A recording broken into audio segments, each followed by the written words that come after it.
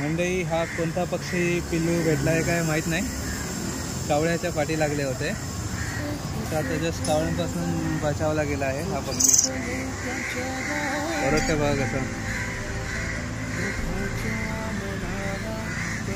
बघूया, चान्स भेटला की याच्या घरट्याजवळ ठेवूया.